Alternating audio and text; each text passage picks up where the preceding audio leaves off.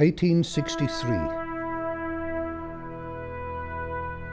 A year of gains for the Union and for the Church.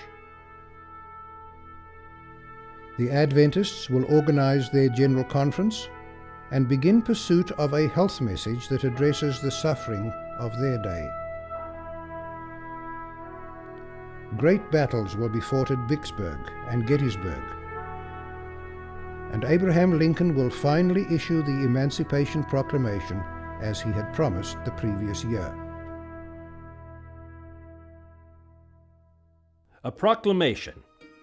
I do order and declare that all persons held as slaves in any state where the people are in rebellion against the United States henceforward shall be free.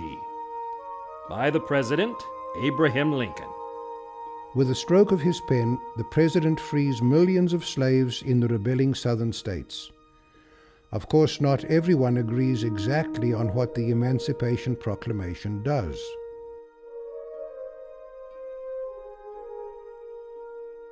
For the radicals, the abolitionists, it was not enough. It was too long in duration, it didn't cover enough, it was not enough, it is wrong. For the conservatives, it was too much, way beyond you've changed the nature of the war. They understood the war nature had been changed. Now, it is actually surprisingly effective. Lincoln's document provides the legal framework for the emancipation of over 3 million slaves in the Confederate States as the Union armies advance. Now Lincoln knew, though, he looked at bits of paper and said, okay, this isn't worth nothing unless we have another amendment that reinforces it, the 13th Amendment, which he would have a big hand in beginning the drafting stages of it. In the South, as slaves hear about the Emancipation Proclamation, they begin to take action. We went to the master's house. An officer made a little speech and then read the Emancipation Proclamation. We were told that we were all free and could go when and where we pleased. For some minutes, there was great rejoicing and thanksgiving and wild scenes of ecstasy. Then the great responsibility of being free seemed to take possession. The questions of a home, a living, the rearing of children, education, citizenship, and the establishment of churches. To some, it seemed that now that they were in actual possession of it, freedom was a more serious thing than they had expected to find it. Booker T. Washington.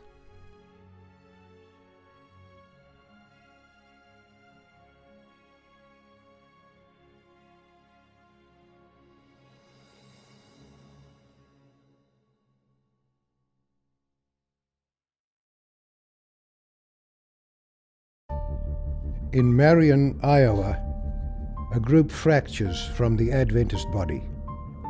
Borrowing the language of the war, the Review and Herald reports on the rebel conference. The schism is contentious, with heated discussion addressing the issues that have been raised.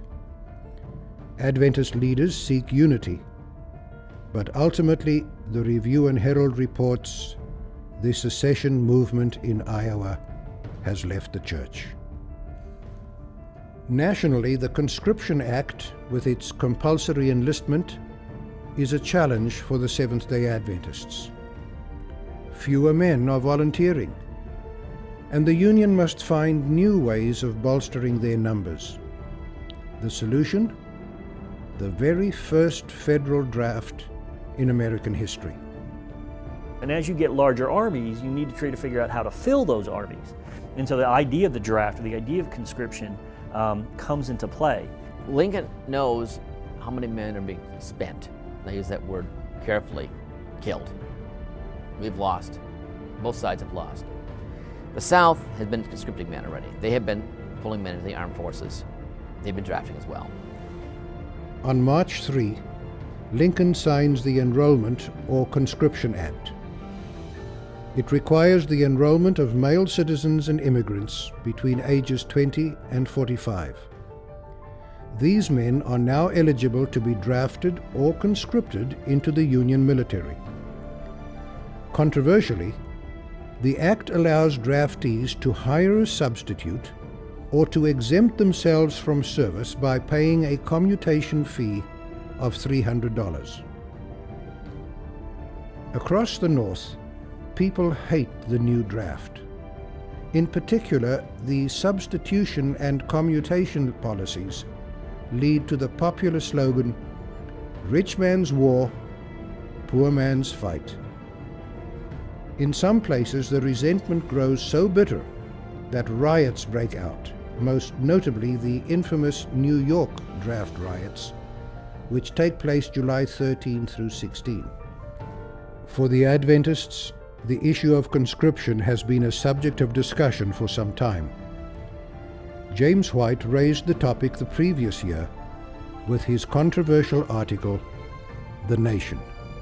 He argued that for Christians to be involved in a war is a violation of two of God's laws. It is a violation of the commandment to not kill, and it could interfere with the Sabbath commandment. He said for those two reasons, the Adventist should not be actively involved in war. You see, at the time James White is writing, the time the Civil War is kicking off, there are some war hawks in Ohio, like Joseph Clark, who will admit later, well, you know, I got a little too worked up on this and it hurt my Christian witness. And then out in Iowa, there are some pretty strong pacifists out there that don't think we ought to vote, hold public office, get involved in any way to support the Civil War.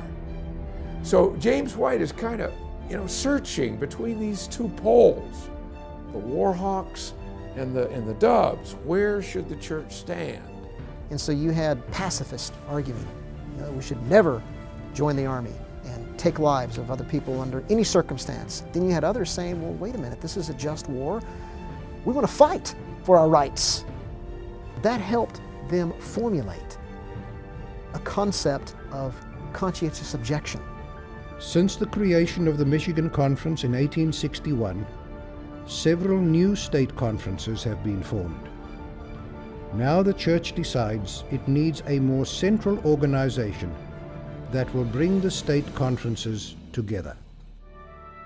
In May 1863, the General Conference of Seventh-day Adventists is formed. For the purpose of securing unity and efficiency in labor, and promoting the general interests of the cause of present truth, and of perfecting the organization of the Seventh-day Adventists, we, the delegates from the several state conferences, hereby proceed to organize a general conference and adopt the following constitution for the government thereof. And so they came together, they chose their delegates. We already had the name Seventh-day Adventist, and it was decided that we would have a general conference. They felt they had a world work to do. It was growing to that. And so for them, the thought of a general conference at that point was a natural development. Perhaps no previous meeting that we have ever enjoyed was characterized by such unity of feeling and harmony of sentiment. In all the important steps taken at this conference, in the organization of a general conference, and the further perfecting of state conferences, there was not a dissenting voice, and we may reasonably doubt if there was even a dissenting thought. The influence of this meeting cannot fail to be good. As we separated to go to our homes, courage and good cheer seemed to be the unanimous feelings. 1863 is pivotal in another way for the Seventh-day Adventist Church, and that is it's the beginning in a very powerful way of the health message, as it came to be called. In Otsego, Michigan, on June 6, 1863, right in the center of the Civil War, Ellen received a very pivotal vision on health. I call it a 3D vision: dress, drugs, and diet. And it wasn't long after that they thought they ought to do something regarding health. Now, I find that it's interesting that God chose to give her this vision at this time, right here in the middle of the Civil War years. Certainly there was suffering all around. When you had cholera epidemics, you had the consistent deadly effect of consumption, as they called it, which was tuberculosis. There were diphtheria epidemics. There was just illness and disease and lifestyle even issues dramatically affected people. And Adventists were dying, and other people died. Actually, even though some of what Ellen White said had already been stated by some health reformers, Much of what she said following this health reform vision was revolutionary and may have done a great deal to reduce the suffering of the times. In June, Confederate General Robert E. Lee decides to take the war to the north. The Union Army reacts, and on July 1, the forces meet at the town of Gettysburg, Pennsylvania. The three-day battle is the bloodiest of the war. Over 160,000 troops are engaged, and by battle's end, over 50,000 casualties litter the fields, ridges, and dens of Gettysburg. In the Western Theater, General Ulysses S. Grant captures the stronghold of Vicksburg on July 4, Independence Day, securing the mighty Mississippi River and splitting the Confederacy in two.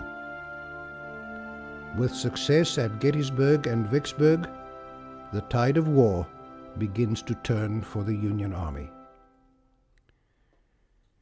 In the fall, personal tragedy once more strikes the White family. Battle Creek, Michigan, December 15, 1863. After mailing the last paper, we received the sad intelligence that Brother White's eldest son, Henry N., was very sick with lung fever in Topsham, Maine. Subsequent reports showed him to be rapidly failing. Until now, we are compelled to make the still more painful announcement of his death, which occurred on the 8th. We have just received a telegraphic dispatch stating that they will return immediately, and the funeral will be held here in Battle Creek next Sabbath, the 19th. This was a tremendous loss to both James and Ellen. I think Ellen grieved for her son, Henry, for the rest of her life. A funeral is held in Battle Creek, and Henry is buried, as he requested, next to his young brother, John Herbert, who had died 3 years earlier. But before he passed away, he made things right with the Lord. And he said he wanted to be buried in Battle Creek next to his little brother, John Herbert. And if you go out to the cemetery today, you'll see James and Ellen White's grave, and then John Herbert and Henry's. On November 2, 1863, Abraham Lincoln receives an invitation from David Wills, an organizer of the new National Cemetery at Gettysburg, requesting that he come and set apart these grounds to their sacred use by a few appropriate remarks. Mary begs Lincoln not to go, as their youngest son, 10-year-old Tad, is ill, and Lincoln himself is in the early stages of what will be diagnosed as a case of smallpox. In Gettysburg, Lincoln tours the battlefield, and amidst the fresh graves and the rising stench of death, Lincoln addresses the tens of thousands of people with his now famous speech. 77 years ago, our fathers brought forth on this continent a new nation, conceived in liberty and dedicated to the proposition that all men are created equal. Now we are engaged in a great civil war, testing whether that nation, or any nation so conceived and so dedicated, can long endure. We are met on a great battlefield of that war. We have come to dedicate a portion of that field as a final resting place for those who here gave their lives that that nation might live. It is altogether fitting and proper that we should do this. But in a larger sense, we cannot dedicate, we cannot consecrate, we cannot hallow this ground. The brave men, living and dead, who struggled here have consecrated it, far above our poor power to add or detract. The world will little note, nor long remember what we say here. But it can never forget what they did here. It is for us, the living rather, to be dedicated here to the unfinished work which they who fought here have thus far so nobly advanced. It is rather for us to be here dedicated to the great task remaining before us, that from these honored dead we take increased devotion to that cause for which they gave the last full measure of devotion. That we here highly resolve that these dead shall not have died in vain. That this nation, under God, shall have a new birth of freedom, and that government of the people, by the people, for the people, shall not perish from the earth.